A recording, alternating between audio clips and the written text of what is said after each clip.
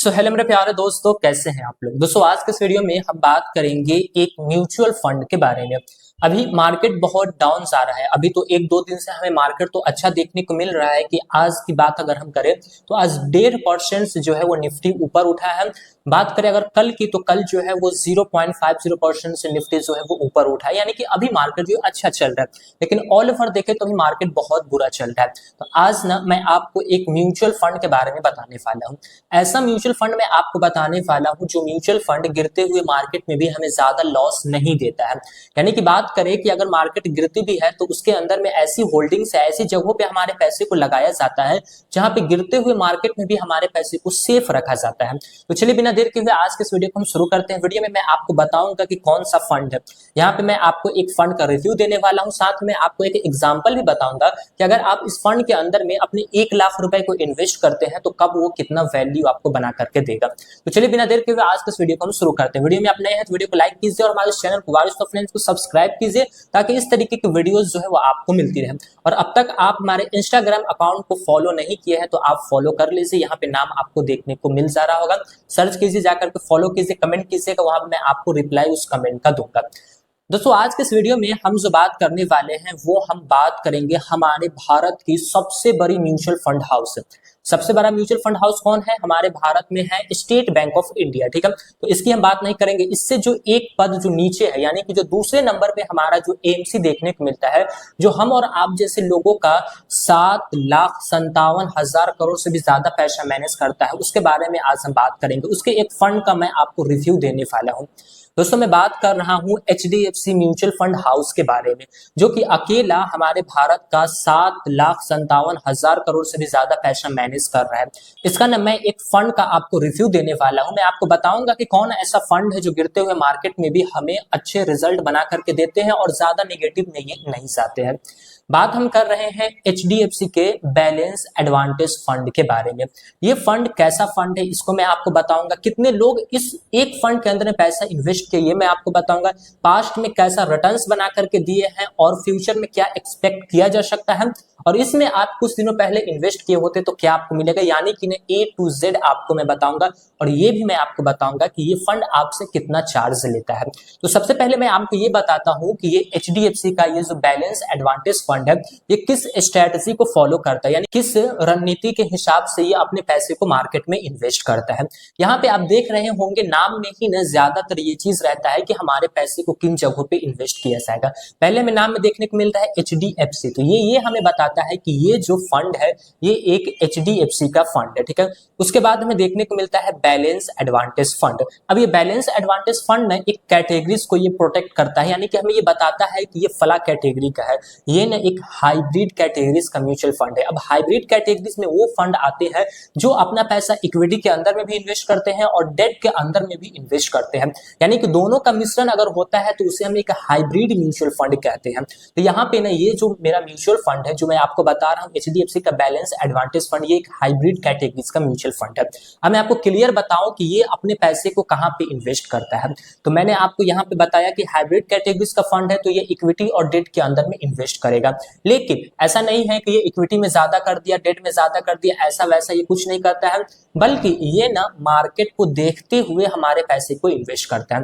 मान लीजिए कि अभी हमारा मार्केट क्या है, अभी डाउन है, तो डाउन मार्केट में ये क्या करेगा कि थोड़ा पैसा जो है ना वो ज्यादातर जितना करना चाहिए एक एवरेज उससे थोड़ा सा ज्यादा पैसे ये डेट के अंदर में इन्वेस्ट कर देगा। अब डेट को आप जानते हैं कि वहां से हमें फिक्स रिटर्न्स जो वो देखने को मिलता है।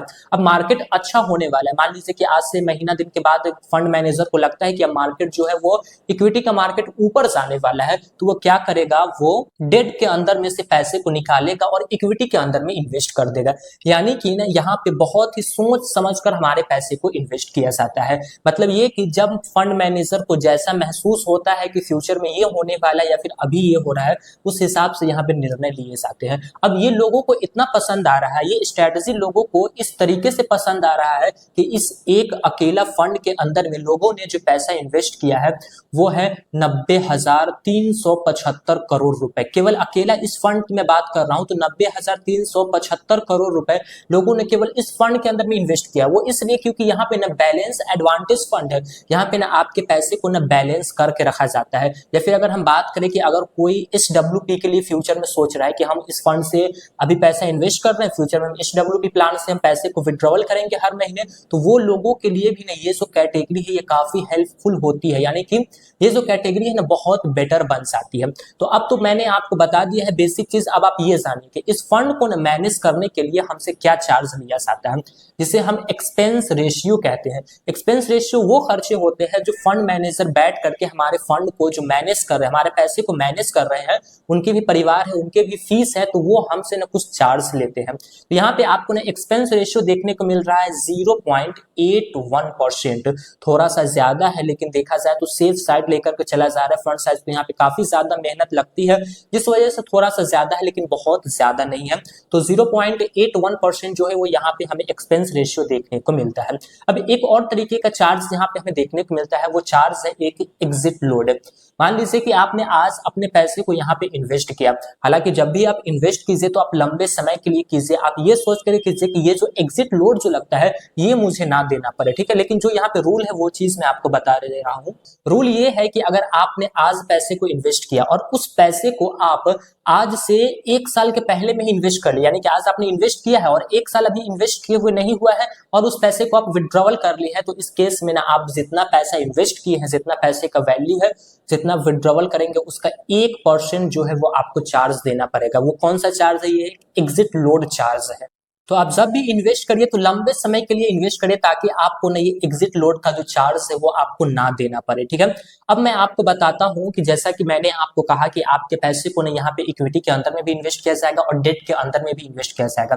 अगर जब ये वीडियोस अपलोड हो रही है उस डेट को आप देख करके आप एक आंकड़ा लगाइएगा कि आज का मैं आपको ये डाटा बता रहा हूँ कि इक्विटी के अंदर में कितना अभी इन्वेस्टेड है और डेट के अंदर में कितना इन्वेस्टेड है और भी जगहों पे कितना इन्वेस्टेड है। बात करें दोस्तों अगर हम इक्विटी की, तो इक्विटी के अंदर में केवल यहाँ पे जो पैसा इन्वेस्ट किया गया है वो है 60.71%, ठीक है। इतना पैसा इक्विटी के अंदर में इन्वेस्ट है। वही डेट की अगर हम बात करें तो यहाँ पे 30.84%, ठीक है, यानी कि 30% से भी ज्यादा पैसा जो है वो हमारा डेट के अंदर में इन्वेस्ट किया हुआ है, क्योंकि मैंने आपको बताया ये कि हाइब्रिड कैटेगरीज का म्यूचुअल फंड है, ठीक है।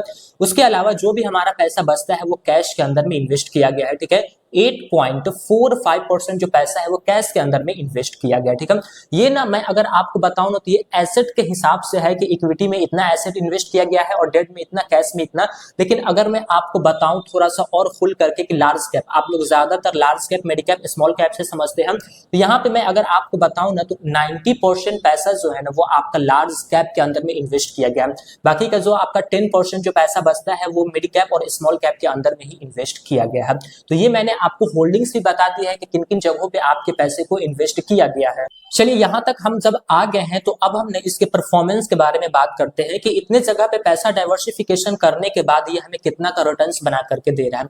आज की अगर बात करें तो मार्केट में बहुत गिरा हुआ है, ठीक है, बहुत ज्यादा अभी के दौर में मार्केट जो है वो गिरा हुआ है। जब ये वीडियो अपलोड हो रही है तो अभी 1 साल के रिटर्न्स की अगर हम बात करें तो अभी ना 8% का रिटर्न्स आपको 1 साल के अंदर में देखने को मिला है, केवल 8%। अगर आप दूसरे फंड को देखेंगे तो वो सारे फंड तो माइनस में चले गए, क्योंकि वहां पे ज्यादातर पैसा इक्विटी में इन्वेस्ट है। लेकिन यहाँ पे इक्विटी और डेट में इन्वेस्ट होने की वजह से आपको ने 8% का पॉजिटिव में रिटर्न्स जो है वो देखने को मिल रहा है। अगर बात करें 3 साल के रिटर्न्स की, तो 3 साल में ना आपको 19% का एक एवरेज रिटर्न्स देखने को मिला है, 5 साल में आपको 23% का एक एवरेज रिटर्न्स देखने को मिला है। और जब से ये फंड आया है, यानी कि 2013 से ये फंड है, 2013 से लेकर के अब तक के अगर हम एक एवरेज रिटर्न्स की बात करें तो यहाँ पे लगभग 16% का एक एवरेज रिटर्न्स हमें यहाँ पे बना करके दिया है।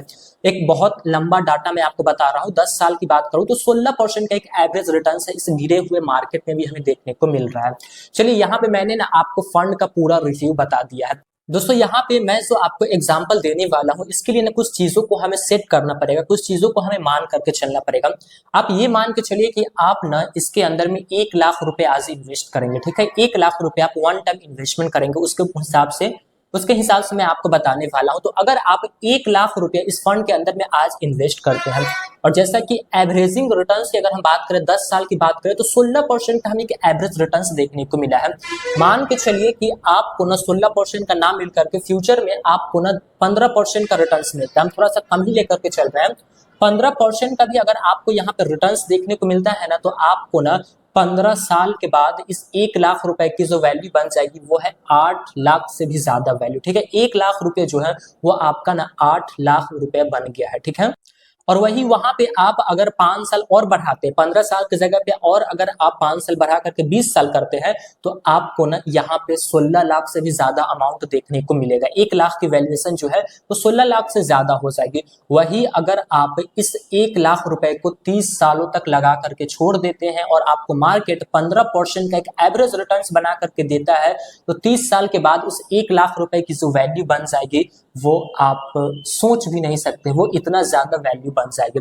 यहाँ पे जो वैल्यू बन जाएगी आपकी वो है 66 लाख से भी ज्यादा पैसा। तो ये होती है दोस्तों म्यूचुअल फंड की पावर। आपने यहाँ पे इस बात को ख्याल रखिएगा कि म्यूचुअल फंड में हम जब भी पैसा को इन्वेस्ट करते हैं ना, तो हमें यहाँ पे कंपाउंडिंग का बेनिफिट देखने को मिलता है। यानी कि इस साल हमने जो रिटर्न्स कमाया है, इस रिटर्न्स का अगले साल हमें रिटर्न्स मिलेगा, अगले साल के रिटर्न्स को फिर रिटर्न्स का रिटर्न्स हमको यहाँ पे मिलता जाएगा, जिस वजह से आपका पैसा जो है वो इतना तेजी से 30 साल में आपका पैसा जो है वो 66 गुना बढ़ गया। लेकिन आप ना कम समय देंगे तो यहाँ पे इतना अच्छे रिजल्ट आपको नहीं देखने को मिलेगा, क्योंकि जो कंपाउंडिंग का जो पावर है ना वो ज्यादा लंबे समय में आपको देखने को मिलेगा। आप यहीं पर देखिए कि आपने 15 साल समय दिया 1 लाख का 8 लाख हुआ, आपने 20 साल समय दिया 1 लाख का मात्र 16 लाख रुपया हुआ। लेकिन 20 साल को आप जैसे 30 साल करते, बीच में अगर 10 साल का गैप दिए हैं तो 20 साल से 30 साल करते हुए 66 लाख रुपया हो गया है। ये कैसे हुआ है? तो ये कंपाउंडिंग की वजह से हुआ है। तो मैं आशा करता हूं कि आपको ये जानकारी काफी पसंद आएगी। और हाँ दोस्तों, ये वीडियोस कोई सजेशनल नहीं है कि आप इस फंड के अंदर में इन्वेस्ट कीजिए। मैं एक आपको एजुकेशनल पर्पस के लिए वीडियोस बना रहा हूं ताकि आपको ना एक एजुकेशन मिल सके, एक नॉलेज मिल सके। तो मैं आशा करता हूं कि आपको ये जानकारी काफी पसंद आएगी। दोस्तों, जानकारी पसंद आई वीडियो को लाइक कीजिए और हमारे चैनल को वारिस फ्रेंड्स को सब्सक्राइब कीजिए ताकि इस तरीके के वीडियोस जो है वो आपको मिलती रहे। और इंस्टाग्राम अकाउंट को फॉलो करना ना भूले। फिर मिलेंगे दोस्तों एक नए वीडियो में, तब तक के लिए जय हिंद, जय भारत।